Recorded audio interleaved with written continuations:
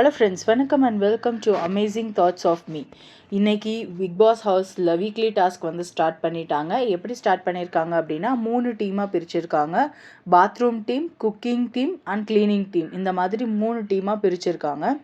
அந்த 3 டீம்லேயும் எந்த டீம் வந்து நல்லா விளையாடுறாங்களோ அவங்களுக்கு வந்து அதில் இருக்கிற அத்தனை பேர்த்துக்கும் நாமினேஷன் ஃப்ரீ பாஸ் அப்படிங்கிற மாதிரி அனௌன்ஸ் பண்ணியிருக்காங்க. ஸோ இது வந்து ஒரு டிஃப்ரெண்ட்டான மூவாக இருக்குது. பிக் பாஸ் எப்படியும் எந்த டாஸ்க்கு கொடுத்தாலும் இவங்க வந்து அந்த டாஸ்க் அழிச்சிருவாங்க. நம்ம வந்து அவ்வளோ பேர்த்தோட உழைப்பை போட்டு கிட்டத்தட்ட ஒரு 500-1000 பேர்த்தோட உழைப்பை போட்டு நம்ம வந்து டாஸ்க்குக்கு எல்லாம் டிசைன் பண்ணால் இவங்க அந்த டாஸ்க்கை வச்சு கண்டென்ட் தரதில்லை அப்படிங்கிற காரணத்தினாலேயே வெறும் ஒரே ஒரு ஓவர் கோட்டை கொடுத்து இந்த டாஸ்க்கை முடிச்சிட்டாரோ அப்படிங்கிற மாதிரி நம்மளுக்கு தோணுது.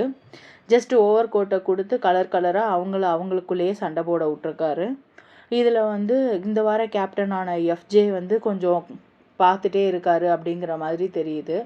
அவர் வந்து பார்வதியோட கேமை எப்படி வந்து அவங்க இந்த மாதிரி தான் கேம் விளையாடுறாங்க அப்படிங்கிறத கணிச்சாரோ அந்த மாதிரி ஒவ்வொருத்தரோடதையும் கணிச்சுக்கிட்டே இருக்காரு. சுபிக்ஷா வந்து தேவையே இல்லாமல் போய் நானும் இருக்கேன்னு எல்லா இடத்துலையும் வாலண்டியராக அடி வாங்குறாங்களோ அப்படிங்கிற மாதிரி தான் தோணுது.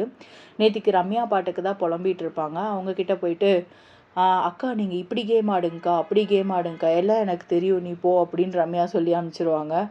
நீ இப்போ என்ன என்னையை கெட்டவளாக ப்ரொஜெக்ட் பண்ணணுன்னு பார்க்குறியா அப்படின்னு சொல்லிடுவாங்க. அதுக்கடுத்து பார்த்தீங்கன்னா கெமி கிட்ட வந்து இன்றைக்கி காலையில் தேவையே இல்லாமல் வாயை விட்ருப்பாங்க. அதுக்கு தான் கெமி வந்து நல்ல பதிலடி கொடுத்து அனுப்பிச்சிட்டாங்க.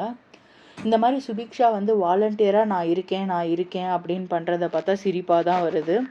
அடுத்து வியானாவுக்கு தெரிஞ்சு போச்சு நம்மளோட க்யூட்னஸ் வேலைக்காகலை அப்படின்னு.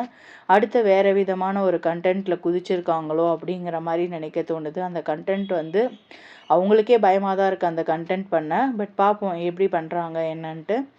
ரம்யா வந்து விளையாட ஆரம்பிக்கலாமா வேணாமாங்கிற குழப்பத்தோடையே இருக்கிற மாதிரி தான் தோணுது. கனி அவங்க வந்து இன்றைக்கி நல்லாவே ஸ்டார்ட் பண்ணியிருக்காங்க. ஸோ பார்ப்போம் எப்படி வந்து ஃபர்தராக இந்த வீக் ஃபுல்லாக கொண்டு போகிறாங்க அப்படின்ட்டு.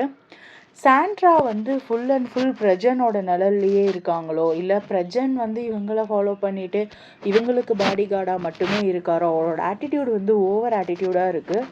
ஸோ அது வந்து எப்படி மாறும் அப்படிங்கிறது தெரியலை. பட் ஹவுஸ்மேட்ஸ் வந்து இப்போ கானா வினோத் அவர்கள் வந்து அதை கரெக்டாக கணிச்சு சொன்னார். அவரோட ஆட்டிடியூட் வந்து ஓவர் ஆட்டிடியூடாக இருக்குது அப்படிங்கிறத.